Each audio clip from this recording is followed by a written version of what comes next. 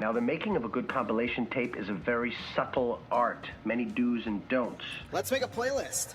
First of all, you're using someone else's poetry to express how you feel. This is a delicate thing.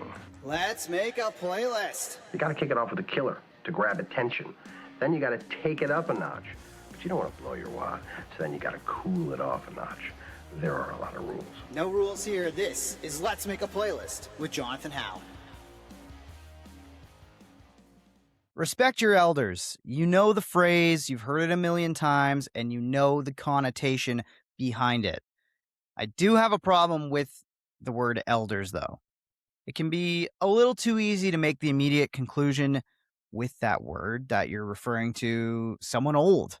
Maybe you go right to the world of nursing homes and the elderly. I can't blame you for that. However, what if we challenge that in our brain to stop thinking in the sense of age? What if respecting your elders is simply respecting the lived experience? Age does not simply command respect, but surviving does. Rock and roll is not for the faint of heart, and there are countless pitfalls permeating punk rock. So when someone takes the time to share their battles and their war stories from the road, I feel compelled to listen. While celebrating a friend's 40th birthday, I was introduced to Al Nolan, who you may know if you have run in the right punk rock circles as the frontman of an almighty Trigger Happy. Al quickly grabbed the attention of my ear for the fact that Trigger Happy were able to open for Green Day back in the day. Personal favorites of mine, if you know this show well, and I haven't already made that clear. Then he shifted to telling me about his label, Curse Blessings. A chance encounter provided me with so much information and lessons to learn about my own musical outputs and goals going forward. And of course, I had to have him on the show to expand on those conversations and talk more music. The timing couldn't be better either, as it was announced this week that Al's band and my own, Green White Checkered, are both a part of Way 2 Fest, an awesome new festival coming to Welland June 13th, organized by previous podcast guest Connor Johnstone of Dealbreaker. The first wave of artists also include the Anti-Queens, Dealbreaker, of course, Mo Killed My Cool, and friends of the show like Nitro Girl and Lonely Little Kitsch. Early bird tickets are on sale now for just $25. I'll have that linked in the show notes. We also have a warm-up show with Nitro Girl, Strawberry Cough, and UK friends Don't Worry, who are making the trek over to play at the Niagara Artists Center May 19th. Hope to see you out at that, at the festival, and in the comments section of this show. Now, let's make a playlist with Al Nolan of Almighty Trigger Happy. Joining me on this edition of Let's Make a Playlist, it is Al Nolan. He is a musician, a record label owner. You might know him from the band Trigger Happy, ATH. You might know him from Curse Blessings. I mean, Al, you kind of have your hands in a lot of things, which also makes for one of my favorite kind of guests. So first off, welcome to the show. How's things going? Excellent. Thank you very much for having me. It's a nice rainy day here in Welland, Ontario. Yeah, I've got pretty similar views here in Niagara Falls right now, so Nice. I'm trying to get as much natural light in as we possibly can. But Yeah. I'm stoked to talk to somebody who I think is going to give me a pretty detailed punk and heavy music playlist on this one when we get to that portion of it. But I guess talk to me from like the beginning. Where did playing in bands start for you? I assume the band was before the label. What was like kind of the first steps of your musical journey? A lot of my friends in high school started bands at a very young age, and they were, I guess, whatever level of success that you want to consider. They were able to put out 7 inches, were able to put out cassettes, and we lived in a suburb about 25 minutes outside of Toronto called Pickering. And these guys didn't waste any time. They weren't going to be just dudes hanging out and getting a job in the local area. They had a dream and they had a focus. So hanging around with those guys, I kind of picked up on that. And a lot of those guys I'm still kind of involved with musically. This is like back in like 1986, 1987. We first started going to punk rock shows in Toronto around 1986. There was a punk rock had kind of died in Toronto in the late 70s and the late early 80s. A lot of the bands that were considered punk rock from that time period didn't even know they were going to be punk rock bands, because like Teenage Head and the Vile Tones even recorded records like they were just rock and roll bands. And then the press called them punk bands, along with the Ramones and et cetera. But a lot of those bands in the early 80s or so had really kind of embraced the Los Angeles revival of rock and roll that had happened. So that's my dog moaning here beside me. He's having a snore. The rain makes both of us sleepy. So if I nod off during this, it's not because of anything illegal. Yeah, and a lot of those bands started wearing, they went from wearing mohawks and to wearing cowboy boots and those Randall Flagg hats from the Poltergeist 2. No disrespect to them. It's just when you're a youngster, you want anger, you want like violence in your rock and roll. I don't want to see guys talking about whiskey and stuff like that. So my friend started a band called Missing Link, which we're very lucky and got to play with the later 80s versions of punk rock bands like Dag Nasty that were originators of Minor Threat, 7 Seconds. And then a lot of our friends were in another band of friends of ours was called Mal Havoc. And they were coming up in the thrash metal scene along with what was a new thing at the time in 1986 called black metal, that a lot of people didn't know about or even cared about. And it was a really good place. It was strange, like as a passenger at that time, I was really lucky. And, even the town we were from, a lot of people didn't even realize it at the time. We were the Vans shoe distributor. We were one of the first skateboard distributors at Pickering, Ontario. It was one of the first skateboard distributors, Vans shoe distributors. So we were sitting there in a melting pot of culture that was going to end up ruling everything 25 to 30 years later, but we were dying to get downtown to play like the Horseshoe and play like this place called Ildico's and stuff. And so really just hanging out with my friends doing that. And then one day that band Missing Link broke up, and I had met a couple of fellows in Toronto that would end up being in Trigger Happy later, and I started a band called Deep End. And we were like at the time, what people used to scoff at was a term called pop punk. This is 1989. We sounded like the Descendants and Dag Nasty. It was like like hardcore and punk rock in the 80s was really going through a really strange thing. There was, like I said, a lot of people that started out playing really fast rock and roll. They become musicians eventually, and they want to be appreciated, and they don't want to play just 3 chords and nothing. Right. So a lot of like even Minor Threat by that time had turned into Dag Nasty, and even by that time they had turned into a band called Junkyard. Like there was Fugazi, but then there was like Brian Baker had a band called Junkyard. And like I said, a lot of those punk guys turned into like LA rock and roll bands. And we didn't want to do that. We wanted Black Flag and the Descendants and Adolescents and stuff like that. But a lot of bands in Toronto, like Chronic Submission, had broken up by that time.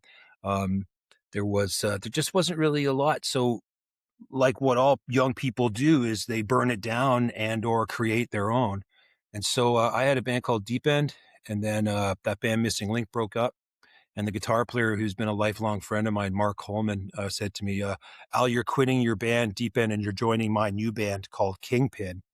And then eventually within like a year or so, we had recorded an album with Stephen Egerton from the Descendants. This is 1991 or 1990. I'm sorry, 1990. And we went out on our first tour, which is, something that a lot of bands really should do. You're lucky if you end up on the Warped Tour or something big immediately. But, there's nothing like going out there and playing every night in a town you've never heard of, to people you've never seen before, even to not even punk rock people. But when you get out there and you realize that there's so many other people that think like you, that actually want the same things as you, want to be on the right side of history like you do, it's amazing. There's nothing like it. And I know gas is really expensive, and I know I bitch at the labels, bitch at the band on the labels for not going on tour sometimes. But I wouldn't ask anybody to do something that I didn't do and didn't enjoy. Going back to that band Missing Link, after that band broke up, we started a band called Kingpin after that. And like I said, things were still pretty, Green Day was around, but they weren't very busy. The Offspring was around, but they weren't very busy. And California pretty much kept to itself. And it was like once skateboarding and snowboarding kind of broke through in the videos, like, those collections of even the motocross videos like Crusty Demons of Dirt, Canadian videos called Whiskey. And then before even Big Brother Magazine and World Industries became jackass culture. That's where you discovered punk rock music. That's where a lot of us, even older guys, discovered a lot of the Black Flag and SST music was through Santa Cruz skateboard videos and stuff. You know, it's an amazing ambassador for the music. It's really, really wild. And even like when I worked at that skateboard distributor that I spoke about, I luckily enough ended up getting a job at it in the early 90s. And that's what I used that distributors a lot to distribute Trigger Happy's music. I would put our cassettes in the orders going out across the country. I would put in flyers or posters and let the stores know, because 9 times out of 10, you were lucky enough that the guys that worked in the shops were punk rockers. So it was really like I don't know if do you know what SASE means from self-addressed stamped envelope? Yes. Okay. That's the original internet. I was gonna say, I feel like I've seen it like on something before. Yeah. I'm like, where would I have seen that before? But That's your original internet. You used to write to bands for information and get stickers or flyers sent to you, or cassettes, or they'd send you live cassettes of them playing. And that was like our little world of getting around. But you know, for some strange reason, you know, the punk rock thing didn't really kind of come around till about maybe like it's always been around. Us punk rocker people have always had it. We've always been it. Maybe like a bunch of us were gatekeepers and we wanted to keep the right people out, you know, but you just couldn't stop California. So all of a sudden there was this thing called the Warped Tour. And then, like I said, the distributor I worked at, we went from like let's just say like 100,000 in sales, and then all of a sudden it was 200 to 300 to 400. That was just in decks. All right. And then not even wheels or trucks, like the hard goods, and then clothing. And then all that kind of culture came in. And then all of a sudden the Warped Tour came into town. It was called Skate Fest first. And anyways, our band had gone through a little bit of a transition. We got into a van accident, and I decided, well, let's rebuild the band. I'll find some people that I know can want to do the music I want to do. And, you know, we worked so hard that we were luckily enough to end up as an opening act on I think the second Bad Brains Canadian tour. Oh, that's like awesome. 1993. Now it was a different version of the Bad Brains. It wasn't an original version. It was Doc and Daryl Jennifer, but then Mackie from the Cro-Mags playing drums, and then this excellent gentleman named Israel Joseph I that does a fantastic fantastic HR if you want to get down to brass tacks. Yeah. But it was an incredible experience, and it broke us because, you know, all types of people came out to see that thing, and it was a crisscrossing Canadian tour. We went out and we came back again. And that was the summer of 93. And by that time we had officially changed our name to Trigger Happy. And we just released a cassette. And just have to turn off the alarm that we were doing this, that we released a cassette. Because at that time, you know, if you couldn't afford a CD, and a cassette was kind of your thing, way to do things. But that was one of the most opening things ever, and that broke us across the country. And ever since then, it's 94, we got signed to this little label called Raw Energy Records that was distributed through A&M. We got put on these dates for the Dookie Tour in 94. And then we went on a tour with a little band called No Effects in the fall of 94. And then, dude, like every Fat Records band or Epitaph band at that time that came through Canada, we were playing with them, or we were touring either Quebec with them, or we were touring across the country with them. We lucked out. Quebec is a huge town for punk rock, dude. Like they just cannot get enough of it there. And we were really lucky, like that Green Day show that we played with, the Green Day show we played at Fafun's on March 23rd in 1994. That broke us to a whole bunch of people. And like I said, at Quebec, they love that stuff so much that we would start our tours there because, you know, that's where you got fat, and then you could live off that when you went into towns that didn't give a shit about you, or like the United States that had no idea who you were. Yeah. And it was a great experience. We ended up getting signed to a label in Europe, a label called Bad Taste Records, which is more famous for Danko Jones now than it was for the punk rock that we were doing. And the band broke up for a while. It had a little bit of trouble. A lot of us like to expand our minds a little too much. There was a lot of drug consumption, and there was a lot of hard work put into touring, and a lot of songwriting that unfortunately was shadowed by my personal bad attitude. I can say I wasn't a very friendly person during all of this. And then some of the band's recreational activities weren't really the the smartest, and unfortunately led to some people passing away and just some unfortunate situations. I myself am 7 years off alcohol and cocaine.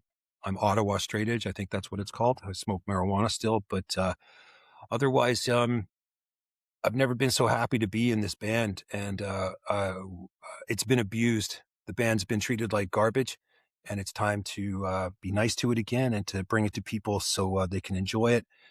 And like we put out 3.5 full lengths, and they've been reissued on vinyl. They were originally available on CDs from a Swedish label called Bad Taste Records, like I mentioned. We dabbled in trying to get signed to an American label called Fearless, which is now very huge in the Christian world and very serious, like hardcore world. I was very surprised. Yep. We had a release on Fearless in the States, but the owner of that label is a very Christian person. And at the time we had a song that he didn't approve of, and it kind of screwed our deal for Fearless. So who knows, things would have been weird if we had a full length come out on Fearless in 1999. But here we are in 2026, and we're looking forward to releasing the vinyl 7-inch for our latest song called The Ghost of Jim Cherry, backed with a cover of one of our favorite bands from Toronto called Cops Ain't Tops, by a band called Chronic Submission. It's going to be released on the Curse Blessings label, which is a label from Toronto that I own. Yeah, it's a split with a great band called Head Up, which played with our local heroes, Deal Breaker.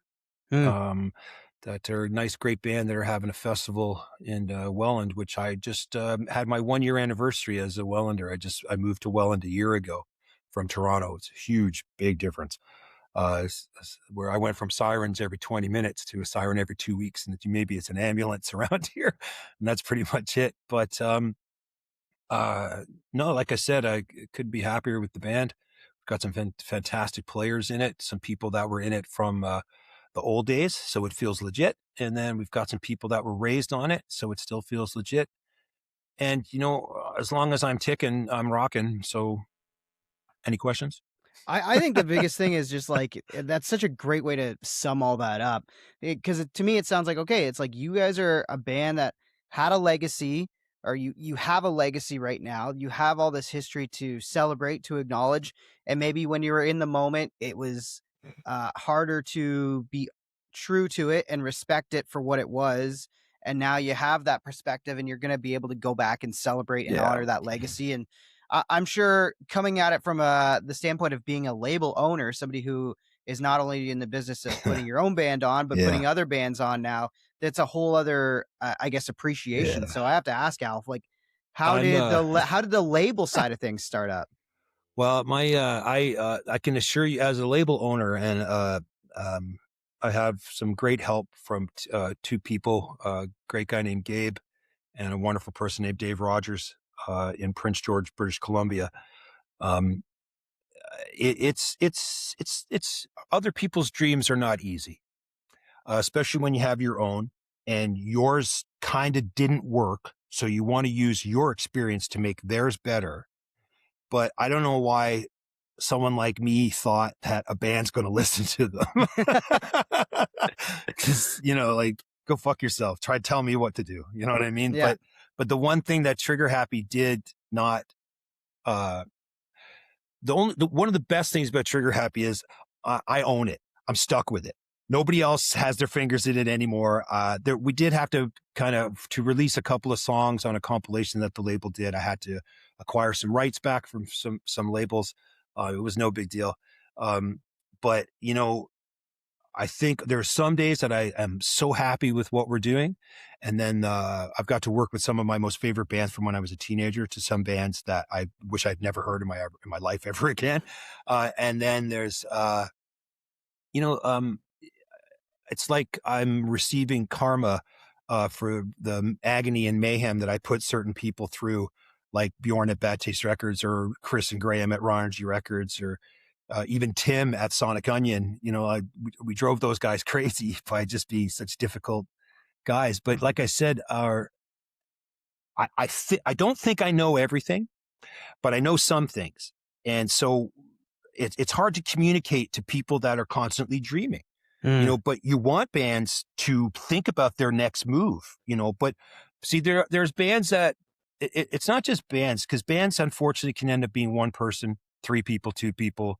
Sometimes they end up being 6 people that weren't even in the original version, but they have the blessing of the songwriter. Money is strange. Yeah. But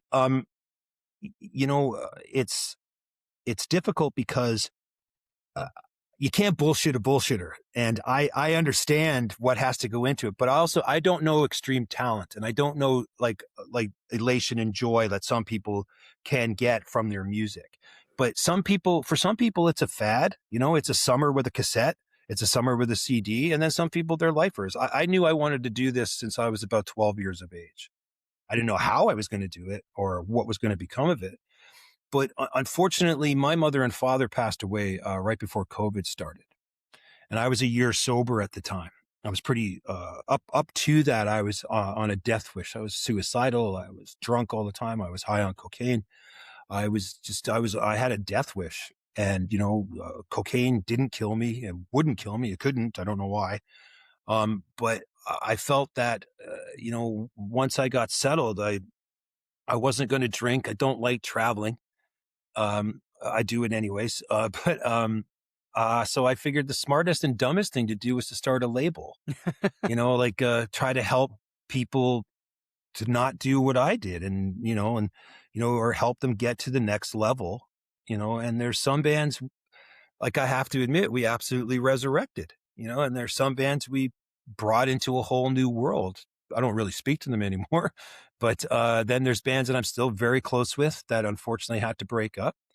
The problem also I had, I won't lie to you, Jonathan, was I have very extreme ADHD and some severe OCD, and I was grieving, and I wanted to please everybody. So in 6 years, we put out 25 fucking records. Oh my God. Like, that's like, seriously, a real label is only supposed to put out 4 a year, if 2 at all. Yeah. And I was just so obsessed with helping everybody. I felt like COVID had robbed us of such great pivotal years for any of these bands. And I just didn't want any of the bands to break up. And I got taken advantage of by some people. I got helped out by some people. I got dreams made come true by a lot of people. One of my most favorite bands in the whole world is this band called Sacrifice. I love heavy metal. I've always loved heavy metal because nobody argues in heavy metal. So not that they're weak-minded people, but they just seem to get along no matter what opinion you have. I got to work with Sacrifice and Slaughter, 2 bands of my dreams from when I was a kid. That's another thing about, like, when I was a youngster, I didn't really understand why a lot of people were just like accepting what was on the radio. And I couldn't believe that there was a band that sounded like Slayer. If not, they knew every Slayer song at the time, and they were just down the road in Scarborough. Like, that impressed me the most at 14, 15. And then going to our local record store and seeing these 4 young men with like black, with jean vests on, and they all have on the back of it, it says Sacrifice. Well, who the fuck are Sacrifice? Well, oh, it's a band. Oh, it's not a gang. Oh, wow. So, that kind of stuff is stuck with me all the way up to 56. And with regards to the label is, it's up to the band. If you want it that badly, you'll go and get it. The only reason why people still know Trigger Happy is because, I hate to say this, some of our songs were great. Not all of them were. We were really miserable people, and we were not friendly to get along with. And we were really, later on, we got wrapped up in some really bad drugs, and we just were not in it for fun. But we were there. We traveled. No matter how horrible we felt or shitty we were doing or we hated each other, we toured. And that is one of the main things, besides great songs, of course, that always helps. That's going to get you in people's ear holes. And then also later on, it becomes marketing. Like a band like Sum 41 or a band like Green Day, they started out as what people wanted. And then when, the man got a hold of it and figured out what they're supposed to do with it, they started making other versions of it. And, that's where now I still think it's funny that young people don't have to go on a journey to find terrifying, scary, really mean political music. They can literally turn on the television or just turn on their phones. Like, I used to go buy records thinking I was bringing home contraband or legal, like the lyrics of this record were going to poison other people's minds, not mine. And I just think it's so funny that a kid nowadays can decide if they want to be a crust punk, a pop punk, or even a music publisher, or even just a dance music creator at the flick of a switch. You know, I had to go watch 5 disgusting men smoke cigarettes, or sorry, teenagers just smoke cigarettes in a garage, you know, watching these losers do Led Zeppelin covers on my street, you know, when I was 8, you know, and then, but that made me go, fuck yeah, I want to do this. You know, I love being in a band, man. I can't play an instrument properly, but I love being the singer, and I don't have the greatest singing voice, but I'm up there because I want to be. And for some strange reason, I say either the right amounts of fuck you and give the finger the right amount of weight that people want to hear it still, you know. And like, we lost one of our most valuable members, Mark Gibson. Geez, I'm sorry, I can't even remember the date, how long ago. It's well over 10 years ago. I should know the date. I'm sorry. And, you know, he was, talk about an energetic performer, like one of the most, like, just, that guy wanted blood. Like, I don't know, I don't know how much you know about the band, but it's, you know, like he leaps and bounds, and I'm not just using metaphors either. But anyways, with regards to the label is about to release, I said, a split 7-inch of Trigger Happy and a great band called Head Up. We've released EPs for wonderful bands like Mall Crimes. We're doing a new record for industrial black metal pioneers called Mal Havoc.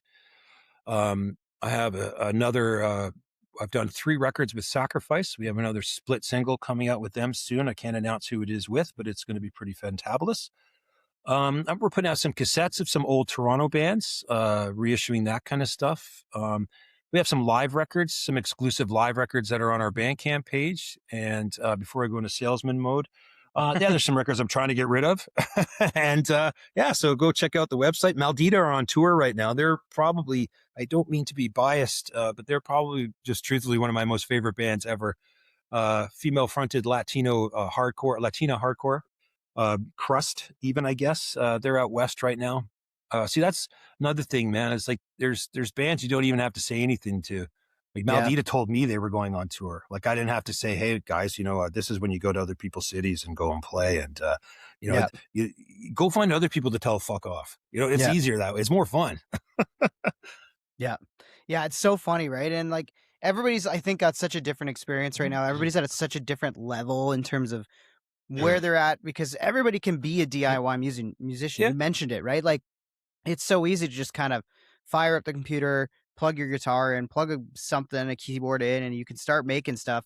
But when it comes to actually releasing it, you know, for yourself, when would you tell a band or an artist that now is the time to involve themselves with a label, or at what point in their career, their stage of writing, releasing music, would you recommend, hey, like, here's where we can actually start to help you? A label like Cursed Blessings can help you. Well, see, that's the thing, though. See, the level that Cursed Blessings is at versus the bands, you know, even like take, for instance, Legendary Situations. At one time, Fat Records, Epitaph were probably just as popular as their bands, if not more popular.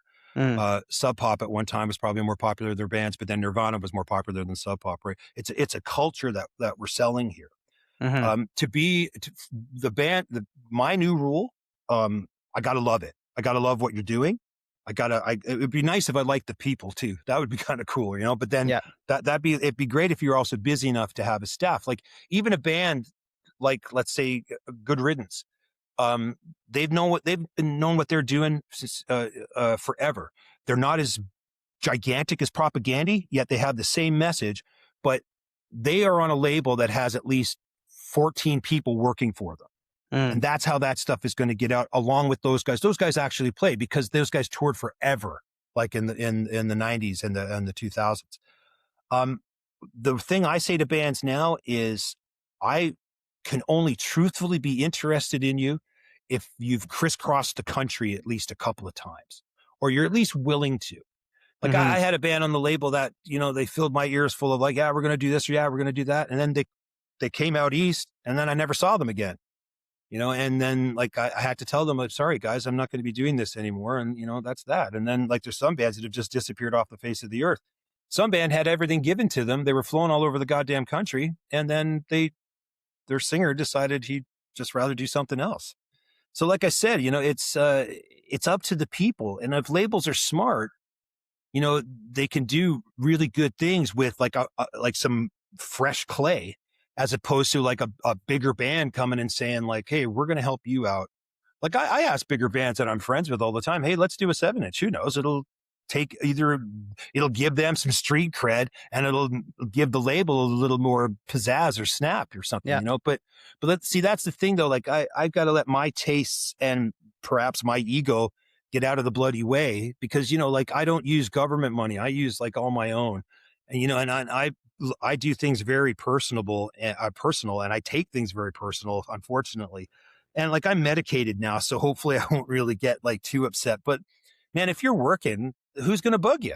You know, like, and that's the way it is. Like I regret putting out as many records as we did, but it is what it is. Maybe they'll become collector's items. I've got enough of them.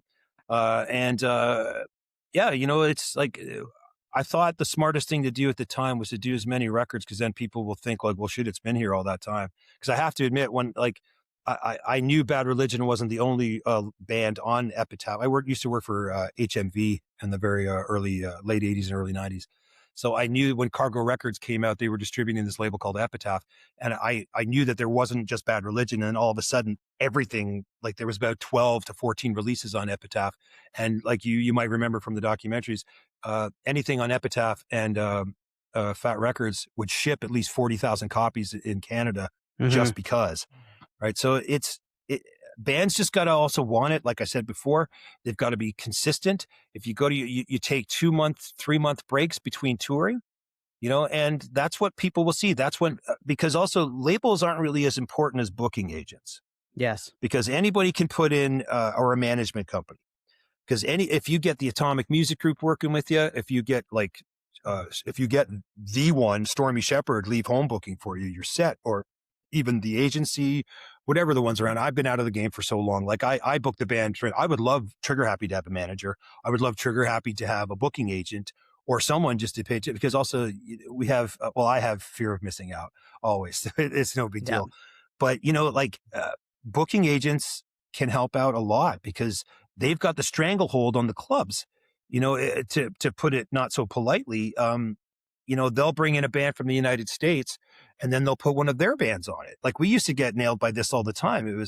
We had to get personally asked by bands or by companies like Greenland Entertainment to be put on those tours specifically, because it makes more sense for Feldman, if that's still around. I can't remember if they're around anymore. If the Feldman agency, if they are bringing in a band from the United States, they're going to put their best-selling band or a band that needs the attention. They'll put them on that tour because it makes the booking agent money and the company money. And sadly, you know, I did some time at Live Nation loading bands in at various venues in Toronto, and History and Lee's Palace and the Danforth Music Hall. And that's a racket. That's a monopoly that's happening. Like if you're signed to Live Nation, I can say this now, I don't work for them anymore. If you're signed to Live Nation, it's a good thing for a band, but you're also paying for the toilet paper that was used the night before of an artist you've never even heard of before. It's a racket, dude. But like, I don't know if the monopoly can stop, especially with that piece of shit in office. It seems like things are going to get worse before they get better. Yeah, I don't think anything's changing anytime soon, but not for the small bands. But we kind of have to just band together and do what we can, and embrace that DIY spirit that gave birth to so many bands that are so influential to current bands. It's weird though, because like I've quoted as saying DIY meant your band fucking sucked and nobody wanted to work with you. Like it's an awful philosophy, but like, but it ended up it's a double-edged sword. You know, because like even if the Beastie Boys shot something with a really small, cheap camera, it's candid. Yeah. You know, it's intimate. If I do it, it's cheap, and then they won't show it. Right. It's kind of weird, man. But that's the beauty of art. It's in the eye of the beholder. So, well, I mean, like even right now, Weezer's going on tour, and they've just put out like basically a hand-drawn like flyer, like you would see on your neighborhood, right? And but that's the art now, because even the Foo Fighters did one, and like a whole bunch of people, like we've even gone back down to black and white upside down crosses and shit like that. Now. So it's crazy, right? And like I think it was Sky Wallace that made mention of it on a social post, and it's like, these bands shouldn't be doing stuff like that, because they have the budgets for art departments. They should be hiring people, not doing AI and stuff. Yeah, right. I use a bit of AI for the label just because I fucking do everything. Yeah, and I don't have the patience. I'm experiencing some carpal tunnel syndrome from my addiction to Sniper Elite. But it's ridiculous, dude. So I don't want to use AI, but I wish things were we're as organic as possible. Yeah. But, but like people aren't really that organic anymore. It's hard to build the relationships. Like that was the biggest thing, like in my short-ish time of doing things here in Niagara, and that I keep kind of pounding the table for, and that I'm kind of behind the scenes working on here, is that like, I feel like there's enough of us who are talented, who have backgrounds in different things. Like I'm pretty decent at sitting down and going through a SOCAN registry and figuring out how people should be doing their like that sort of stuff. And like, how bands might be leaving money on the table. Like I'm interested in that side of thing. Like what could I do for an artist for an afternoon's worth of my time or whatever. Right. And then vice versa. Like you mentioned, like I've talked to the Deal Breaker guys, had them on the podcast, and they have their own kind of in band art department. But I know that Connor would probably be open to making more posters or doing more art for other bands if they reached out. And it's just like, I feel like everybody's kind of, sometimes it's really easy to be on an island. And DIY doesn't mean, I can't remember who the quote should be attributed to here, but it's like DIY doesn't necessarily mean doing it alone, right? No, that's the thing, right? So I think having labels, having art departments, having these things kind of in your own community, in your own backyard, that should be the next checkpoint for all of us in smaller bands to try to figure out together. Well, that's where personalities come in to either clash or hug. And, as long as my mom and dad were communists, like I kind of am one, just haven't had enough to spread the wealth. But at the same time, I think that there's no reason why like a band should be wealthy. If a label's wealthy, the band should be wealthy. Mm-hmm. If the label is poor, the band should be at least being busy, and they should be either helping each other out. Yeah. But, even like, but we're all like, the bands can be like crows. You meant to see something shiny, they go for it immediately. And, it's what is it? It's easier to say I'm sorry than it is for, sorry. It's easier to say, to apologize and ask for permission. Yeah. So I hope that makes sense to our listeners. Yeah, I think so. All right. Well, I think it's time we dive into the main part of the show, which is making a playlist. And I'm excited for yours, Al, because I think you're going to introduce me to a lot of bands that either I haven't heard before, or maybe you're going to remind me of some ones that I'm like, oh, this is going to be great to hear them again. So first off, when was the last time you made yourself either a mixtape, mix CD, or a playlist, or maybe you made one for somebody else? Well, I have an ongoing playlist that I just add to if I hear something stupid, or I hear something I haven't heard in a long time, or something that I'd like have to have. Yep. So I've recently just become obsessed with this 2003 recording. 2005 recording of Corner Shop called Double Decker Eyelashes. Mm-hmm. I find it very soothing. So if you want to start off with that, let's start off with that. That's a good one, but I'm going to give you a specific prompt. That's not very heavy. It's not very heavy though. Well, we'll see. I don't know. This could be, really could go anywhere. And we're starting off strong here. So the first song I need on your playlist, Al, is going to be a song by your favorite band or artist. Oh, okay. Ultimately, that would have to be probably, oh, wow. I know it's always like the favorite ones are always one to put you on the spot. I have a favorite style of song. Yeah. That I think is a formula that has specific things that I think every good song should have. So I'm going to have to say probably ultimately my favorite song would be Richie Valens' La Bamba. Okay. I'm not that old, but It's got a pretty serious backbeat. It's got some really crunchy guitar. It has stops, so and it has haze, so people can go, "Hey, fuck! It did it again." So people can go, "Hey," or people can just know when to strike a pose. So I hope I'm not wasting your time. But yeah, that's why I like that song. That's a good one. All right, we'll start with La Bamba for the first one. For not the Los Lobos version. Yeah. Do you want the true blue Richie Valens one? If you don't mind. Which almost doubles as not just your favorite artist, but a favorite song. So yes, the Delphi version. All right, let's go with track 2 on the playlist. I need a song with a male singer. So first one that comes to mind that you would definitely have to shout out with a male singer on it.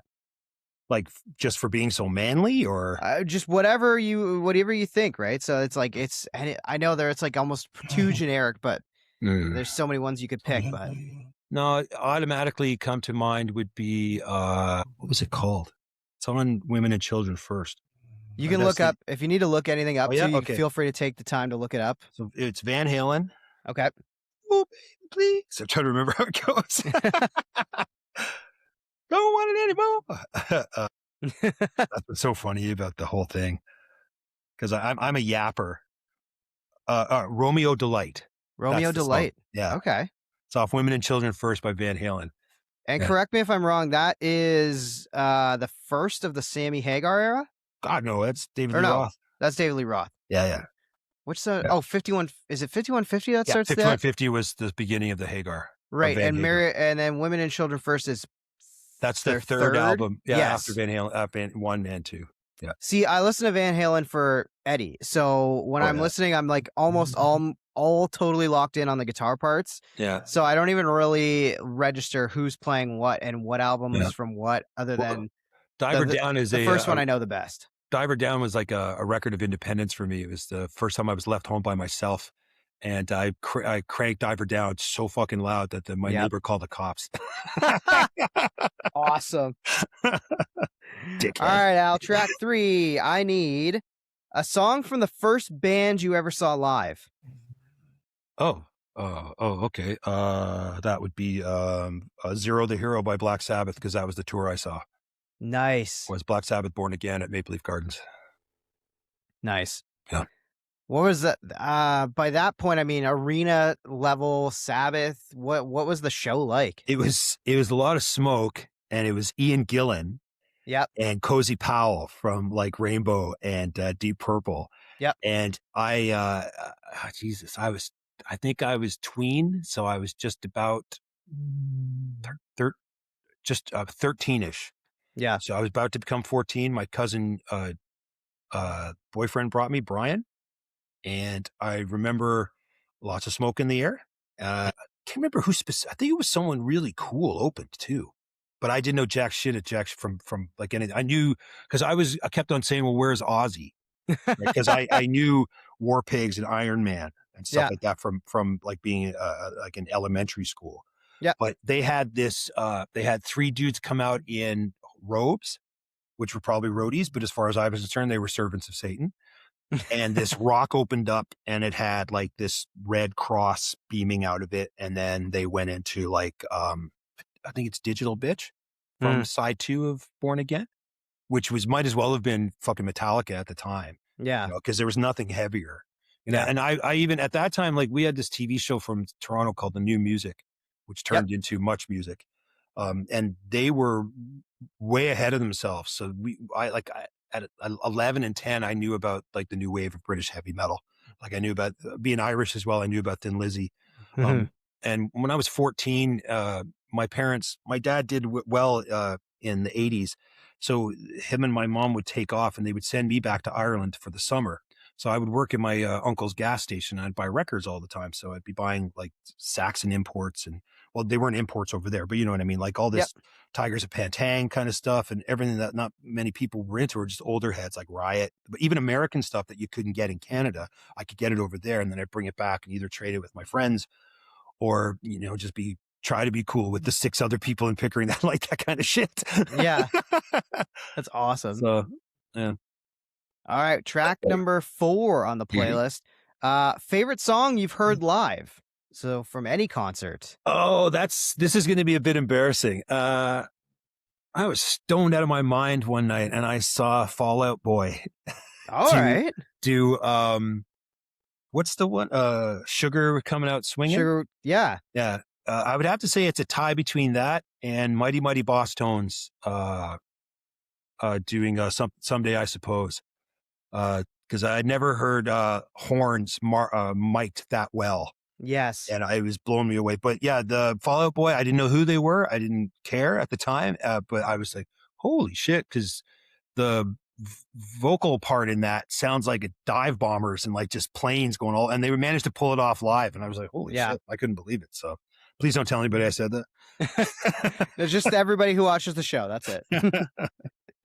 All right, next one I need from you, Al, is going to be a song for a rainy day. So just like today, a song Oh, for a rainy day. well, if you're bummed, I would suggest De Kreuzen's song number 3 from the Century Days album. Okay. If you've got someone to chill with, I would suggest Nothing With You by the Descendants. Which would you prefer for the list? I'm a dark soul, so I'll go with Century Days number 3 by De Kreuzen. So Yes. yeah, De Kreuzen song number 3. Song number 3. I was going to say that one definitely new to me, so I'm excited to check that one out. De Kreuzen would trip you out. It's they're from the town. They used to have Ed Gain on their t-shirts. Dark, I like it. Yeah. All right, next one. Can I get a song featuring your favorite guitar player or guitar moment? That's a I know probably some of the best guitar players in the world personally. I'm not talking about like Jimmy Page or any of those clowns. I'm talking about dudes I know on Queen Street. Yeah. The first one that comes to mind, there's a Black Halos cover called Shoot You Down on the B side of their Commonwealth 7-inch. And Jay Millette and Rich Jones, Rich Jones are they sync up on that perfectly. It's almost Thin Lizzy like. Yep. So I'd have to say probably right now it would be at this very moment, it would be the Black Halos Shoot You Down. Cool. Yeah. I like it. I'll take that. Absolutely. Another one for the Discovery list. Which is out on the Cursed Blessings label. Oh, look at that. There you go. Tying it back. Yeah. A lot of live music talk here. I need a song by a band you never got to see live. Like that's a favorite? Yeah. Oh shit. Hold Me Tight by the Beatles. Oh, perfect. There you go. That is such a badass track. And they hate it too. According to all the books, they hate it. Things are out of tune, but the 8 notes on the hi-hat, just his shrieking kind of thing. I like that with the Beatles record better than Please Please Me. Yeah. You can hear the speed.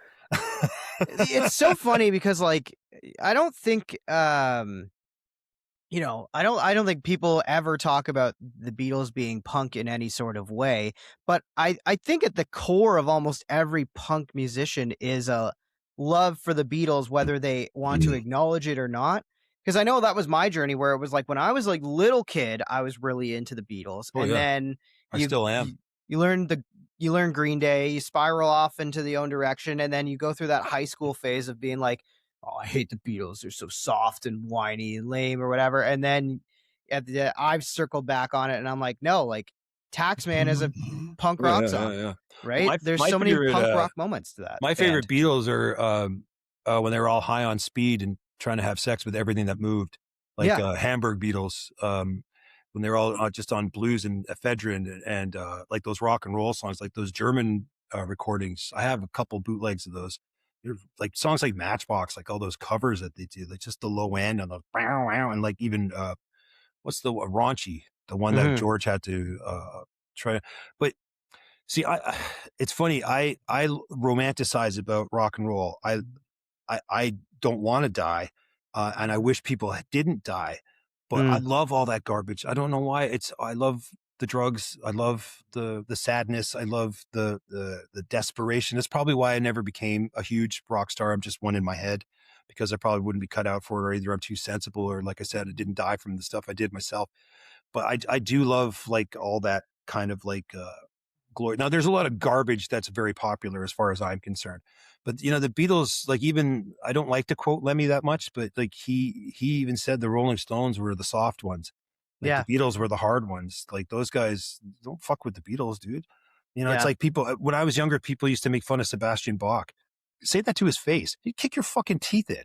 Like, like I was there.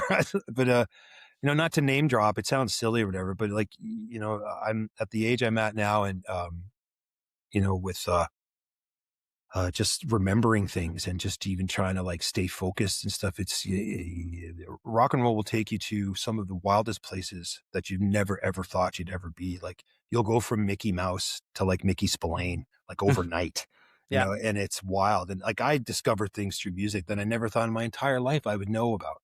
Like anything, like even around here. Yeah. Like I had no idea. It's really, really wild. And like I said, for some people it's a life, and for some people it's a fad. Mm-hmm. So anyways, back That's to the a great way to put playlist. it. That's a good way to put it. I like that.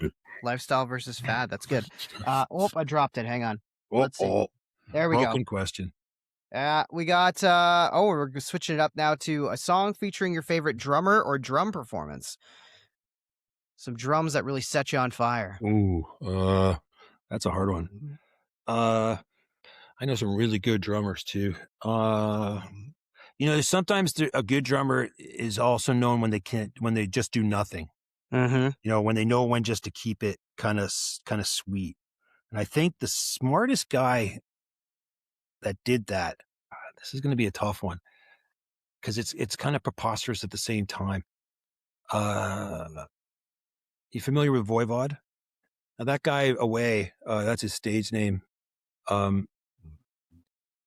There's drummers that know when to stop, and then there's drummers that just crazy.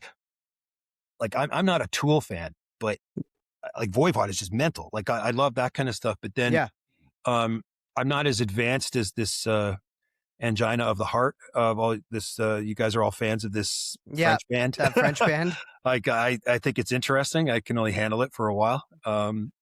But like I would have to say he's probably one of the better ones. One of my favorites. But there's like I even like that's a tough question. Let me think about that one. Because like Dave Lombardo is one of the best drummers in the world. Great pick, great call out. Right? And then, but was Brubaker a drummer? Yeah. Okay, so then I would probably have to, I would have to go with probably that whole album, Time Out. Is that what it's called? Yeah, like the one that has got like Take 5 on it. That's the song. Excuse me. Yeah. I don't know much about jazz. But you can tell by my gray hair, I'm entering my jazz period. And I'd have to say that the concert promoter guy I worked with used to play Take 5 at the end of the night all the time. So I related automatically with comfort after the band being out and me getting paid and getting to go home and all that kind of shit. So I would have to say probably Dave Brubaker Take 5. Let's go with that one. That's a great one. I love Take 5 because I remember when I was in school for music, we had to learn Take 5 because it was like, even for a guitar player, like playing in 5/4 time was like such a head trip.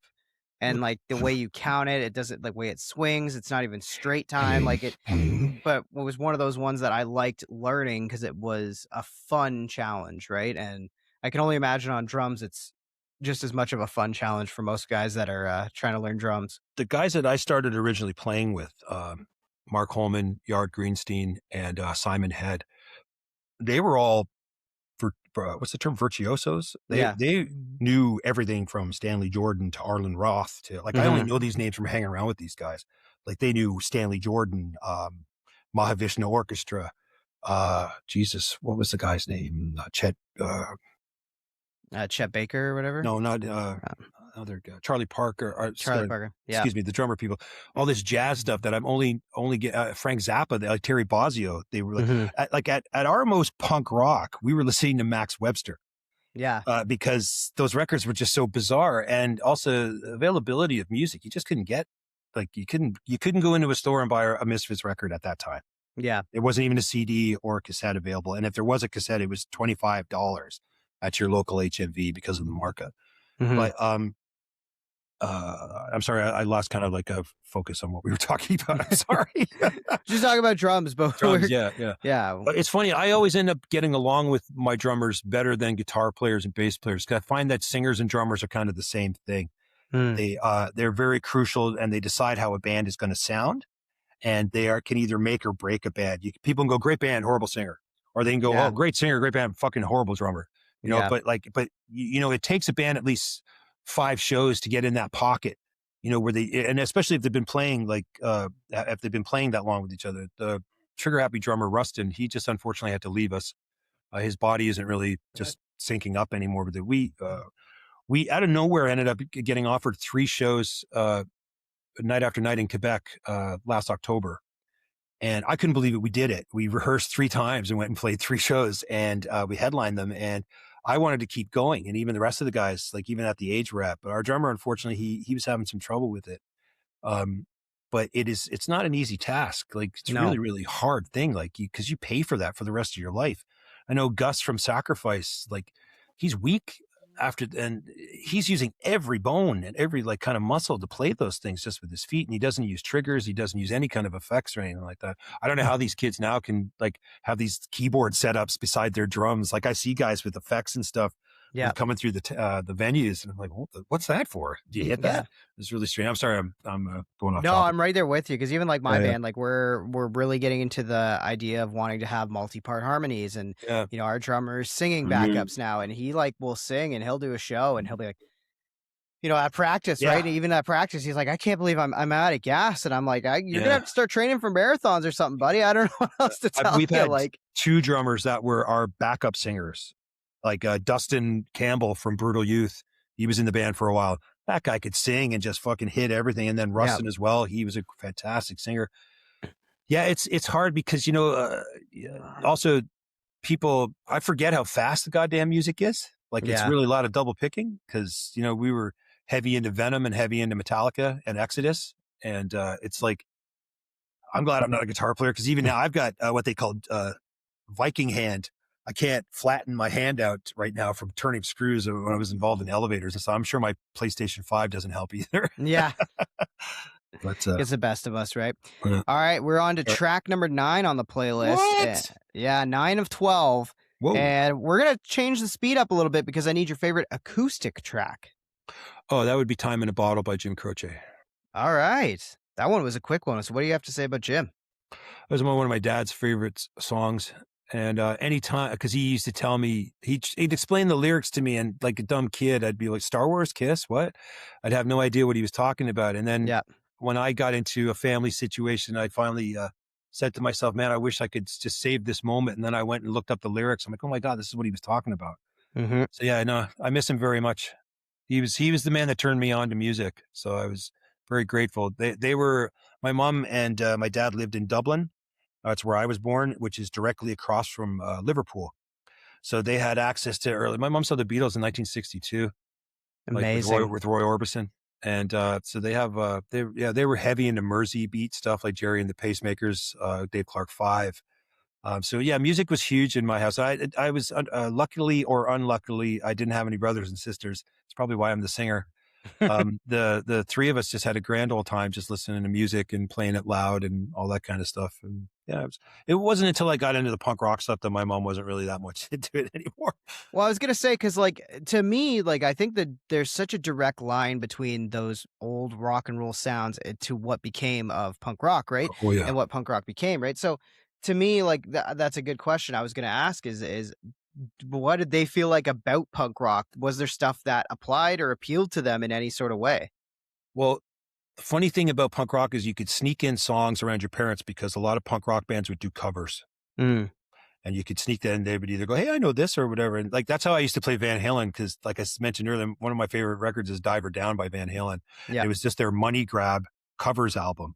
Yeah. But because it had Dancing in the Street, Pretty Woman, you know, like I could play that in the house and even Van Halen, the first record. But like one of my favorite bands growing up was Jodie Foster's Army, a skate band from Texas.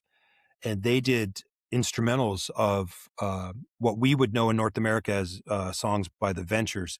Whereas in England and Ireland, they were a band called The Shadows used to cover the songs all the time. They were like the premier surf band there. So my mom knew those songs through that kind of stuff. And like you said yourself, you know, there's a stripped down rawness of what punk rock was supposed to be. It was supposed to be a rock and roll revival. They didn't call it punk rock until somebody decided. It was, I think it was that magazine in New York that labeled it that. I'm not too sure. I've watched so many goddamn documentaries. I don't really know what's up or down anymore. So yeah, I'm right there with you. There's a podcast I listen to called Bandsplain where they do like deep dives on like just one band, and they'll spend like, you know, 30 to 40 minutes just setting the scene. And you're like, oh, is that how that went? And then you're like, oh, is that? It starts to all blur together. But yeah, that's the great thing about music. It's timeless. Yes. Like you're in a band, you've released records, you know, now you're immortal. Yeah. Like that stuff that you try to get rid of music. Yeah. Like someone's going to have a copy somewhere. Yeah, the right? songs Like always exist. it's either if it's going to be on the internet or the Ethernet or whatever net, it's Yeah. going to be available somewhere. Like just try and find that.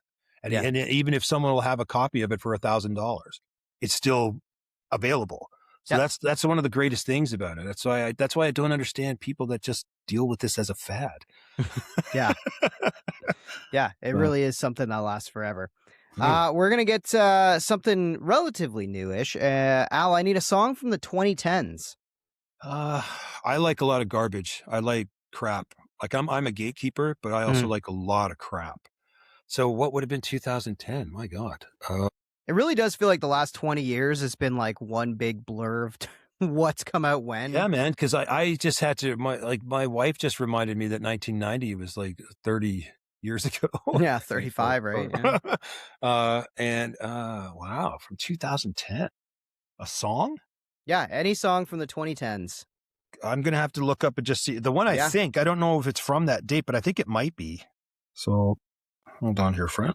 Yeah, no problem. All right, let's see. Survey says, oh, close enough. It's 2009. Will you take it? I'll take it. Why not? American by Slayer. Okay. It's at the time it was way ahead of its time. Well, even though we've all known that those bastards would be killing each other for oil forever. Yeah. But it's funny when Slayer, a band that is just related to lunkheads, stupid metal fans that jump in shitty rivers to swim across to get to them and end up on beer cans. But Slayer is an incredibly intelligent band, and as a band that starts out part of a scene, if they can survive that long and they end up making their own kind of music, they're not just metal anymore. They're Slayer, like they just make their own kind of stuff. I thought also that with the lyrics of that thing, and to find out that Kerry King was actually a Democrat versus Tom Araya being a Christian nationalist with his wife and everything, it's a fascinating band to be a fan of. Yeah. And then also with having Gary Holt playing in there after Exodus, and I'm a metal fan. Nice. I like it. All right. Let's see here. I'm gonna go with track 11. I'm gonna need a song from a band in your local scene or hometown. So I know you've kind of got you've kind of been all over the place. You're born in Ireland, grew up in Pickering. Now you're calling Welland home. So that's up to you. What I lived in scene Toronto you want for to 30 pick. years too. Let's get that out there as well. Sorry. Yeah, exactly. Toronto in there too. So I'll let you pick what scene or what you want to consider hometown. Well, I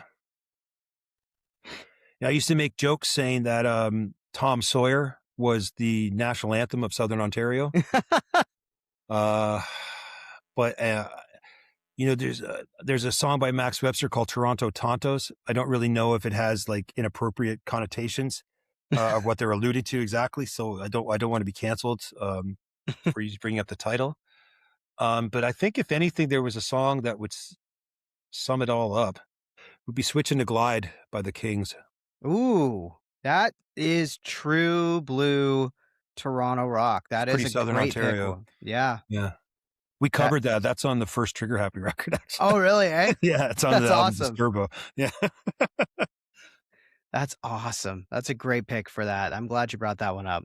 That one brings me back for sure. That's prime like classic. When my parents, especially my mom, was listening to Q107 a lot when I was growing up. That was a staple of that at that point. So.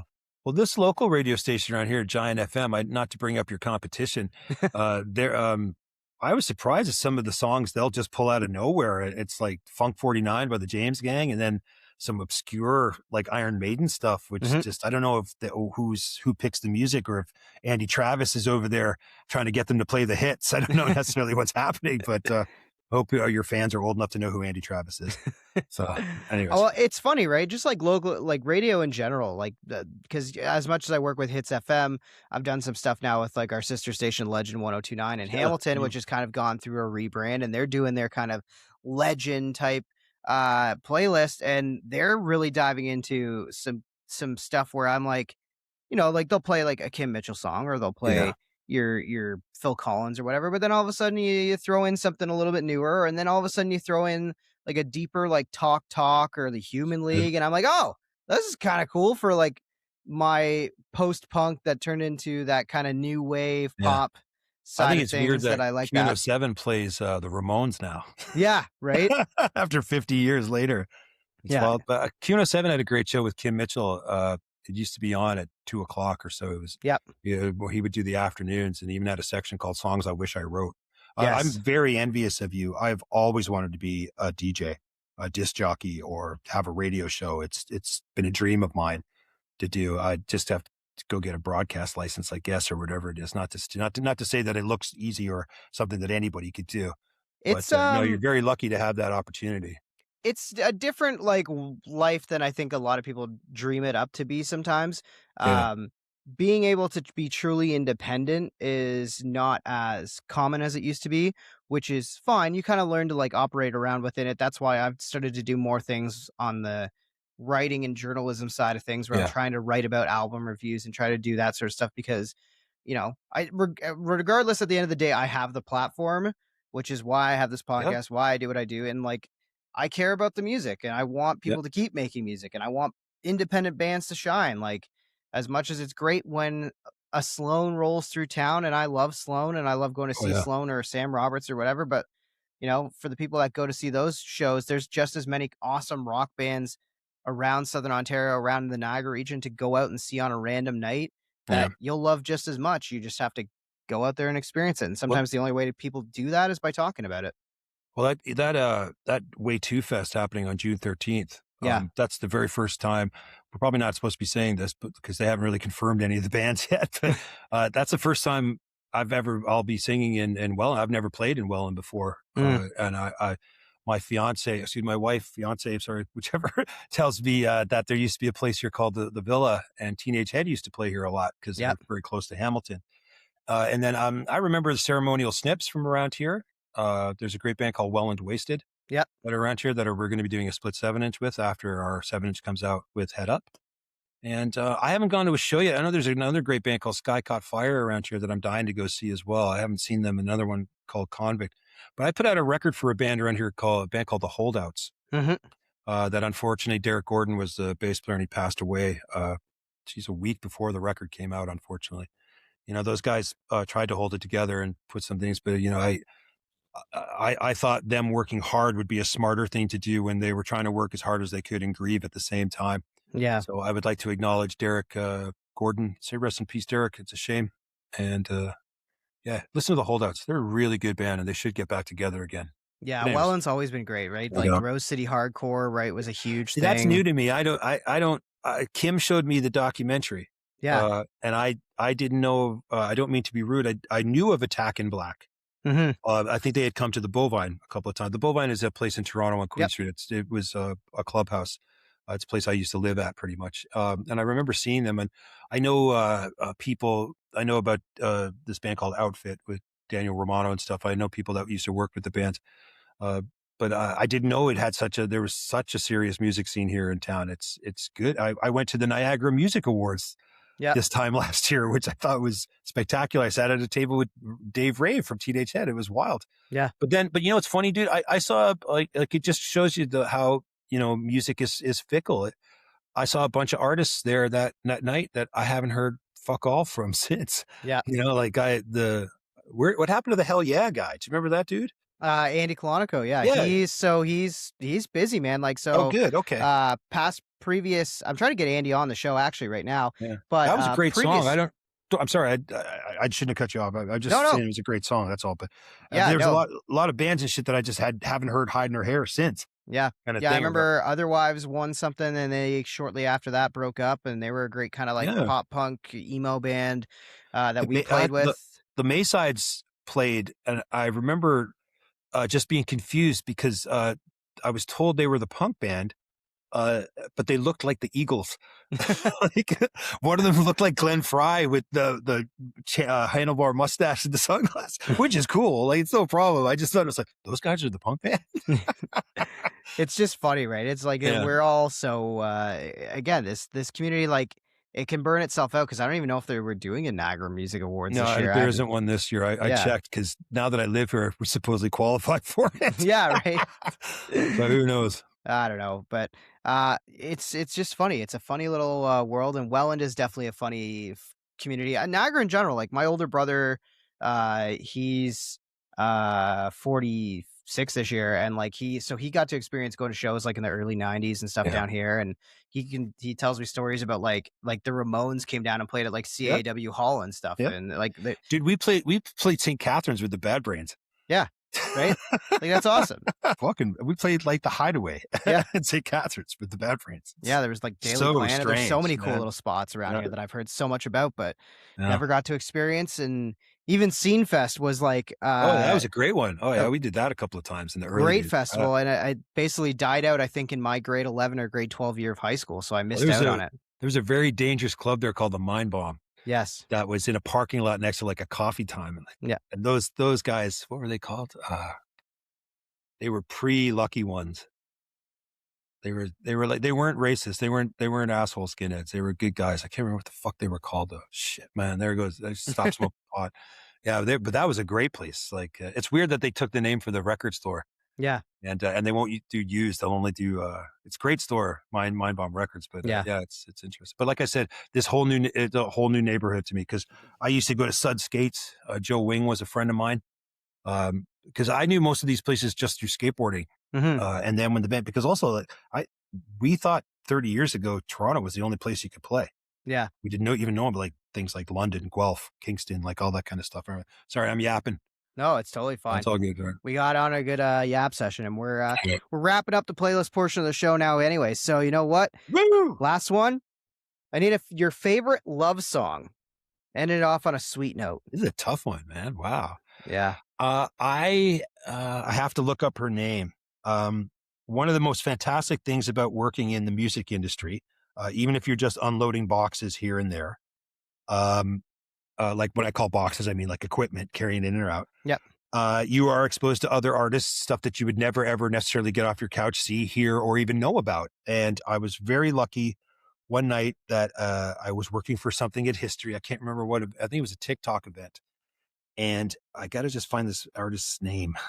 Keisha Cole. Yes. That's it. Love by Keisha Cole. Thank you for your patience. No what worries. A song. Oh my God. Yeah. So I was moving some equipment and the DJ was closing out the TikTok night. And I was moving some stuff and I'm like, who is this? I think I was just really tired. And I was like, okay, like, who is this? And I remember one of the guys on the crew, younger guys, like, that was another good thing about that job, is I got to work with people that were 20, 30 years younger than me. And, some of the garbage that came out of their mouths was stupid, but some of the insight was funny. But yeah, just, that's why I learned some of my Toronto accent as well. Yeah. But that song, Keisha Cole, Love, is probably one of them. That would have to be my favorite song currently with the word love in it. Nice. All right. Wow. There we got it. We made you run the gauntlet here, and we got through with a pretty awesome playlist, kicking off with La Bamba. We got Romeo's Delight for Van Halen. We got Sabbath on there. Sugar We're Going Down. Fall Out Boy. There's no fucking punk on there at all. Dick Roydson. You got Black Halos. Yeah, you got Dick Roydson in there. That's good. Hold Me Tight, The Beatles. Got some jazz with Dave Brubeck, Jim Crochette. We got Slayer, The Kings, and Keisha Cole to end it off. I like it, Al. I like it. It's a good one. No, I'm stoked. It's an all over the place kind of playlist, but that's good sometimes. It's good variety. Excellent. All right, there's one last portion of the show that we have to do, and I like to spring this on my guests.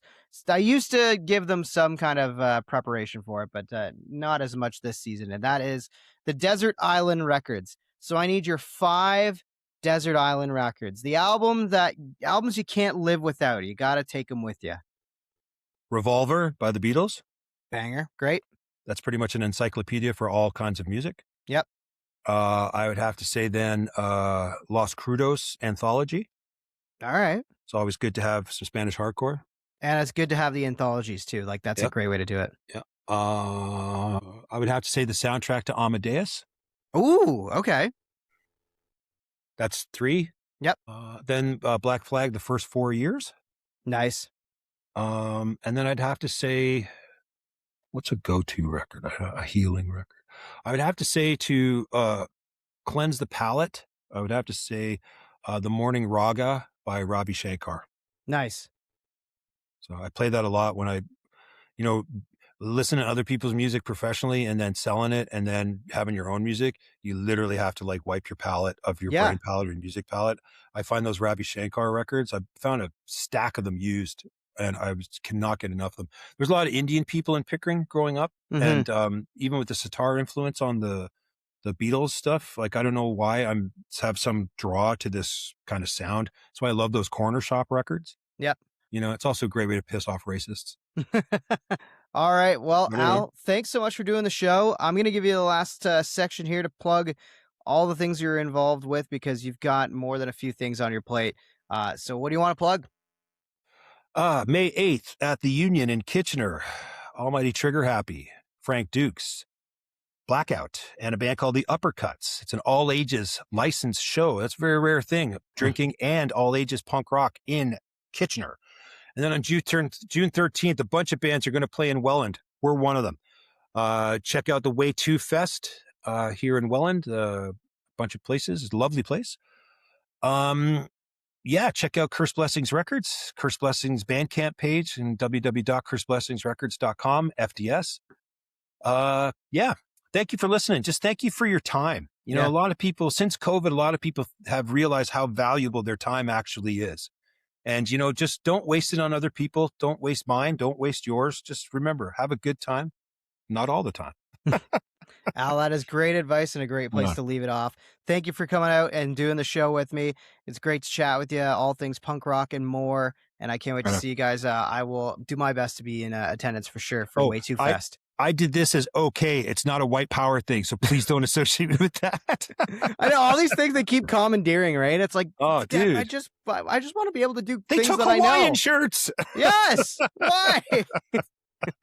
All right, Jonathan. Thank you very much, man. Cheers, brother. Appreciate it. Let's Make a Playlist is a podcast created, hosted, and produced by me, Jonathan Howe, for House House Media. For additional content, links to the songs featured in this playlist, and more music writing, check out my Substack, House House. There you can subscribe to get my blogs emailed to you for free, or if you wish to support my work, subscribe for $5 a month. If you enjoyed this week's episode, please rate, review, subscribe, or leave a comment with who you would like to see on Let's Make a Playlist in the future, and we'll be back with more playlists.